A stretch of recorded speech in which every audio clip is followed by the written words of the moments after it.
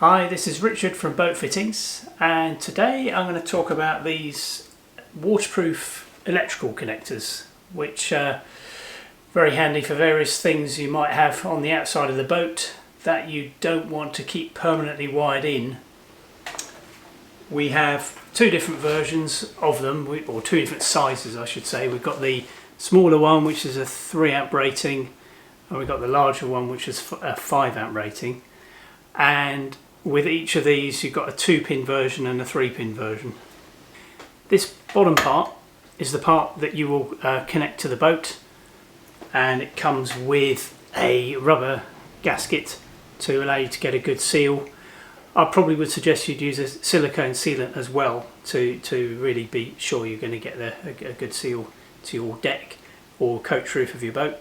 It comes with this cap with a rubber seal inside, so you can screw that on nice and firmly, and that keeps your electrics well sealed while you're away from the boat. This is the part which would be affixed to your electrical device, your depth sounder or whatever else it is. It has these pins which will push into place, and you've got a nice locking ring to hold everything firmly together, so you've got no worries that it's going to get dislodged if you're sailing or whatever else. If you find these kind of guides useful, please don't forget to like this video and don't forget to subscribe to our channel.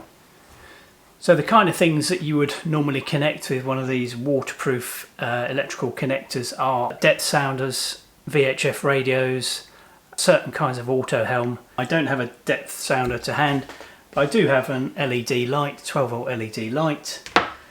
I've got my power supply here. Obviously on your boat it'd be your boat battery, but I've got this 12 volt power supply, and I've got some wire to do the connecting up. This is a brass casing, chrome plated, so good for marine environments. Inside is the insulator and the bit where you actually wire the parts together, and then we've got these terminals to put the wires into. But first thing we've got to do is remove this terminal block with this screw here. That comes out like that. So we've got the ends of the wires prepared, doubled over for a bit of extra wire to grip. We're going to put this positive one into here and tighten up the grub screw.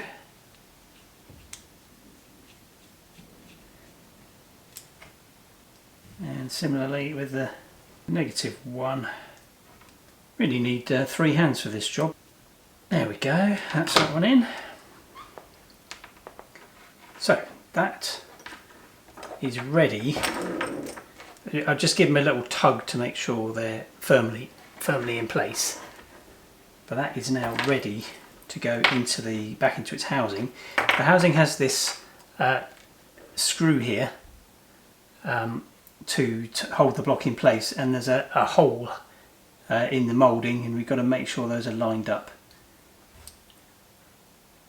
And then when we tighten up this screw, it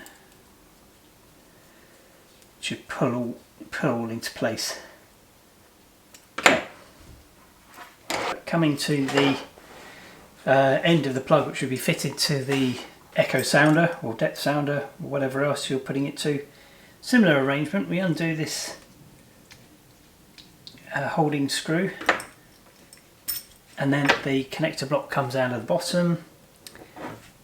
Again, it's marked positive and negative, and this time we just need to be careful to get things onto the wire that need to be onto the wire first. So we've got the wire, it's prepared already at the ends. We're going to put the securing nut on, followed by a grommet.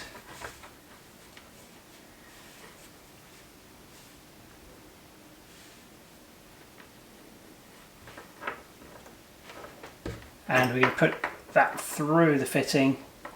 So in this case all the loose bits are on the wire, before we go and connect to the electrical connector block. Let's deal with the positive one first. He's in there.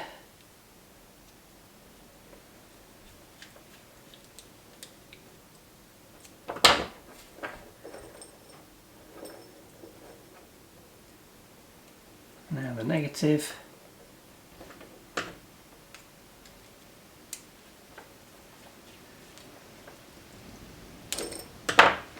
Give them a little tug just to make sure they're firm, which they are. And again, we've got the hole here for the holding screw to line up with. Push him in and tighten up the holding screw, which has gone in just fine. And then the last thing is we've just got to put this ceiling grommet into place, and it's securing nut, tighten those down, and we should be ready. I'm going to put my two parts of the connector together, secure the nut, and let's give this a try. There we go. So there we are, the job's finished. Just to mention, all of these bits are available for sale on our website, boatfittings.co.uk. I hope this has been useful. Please don't forget to subscribe to the channel if you like this video, and give us a thumbs up on YouTube. And thanks for watching.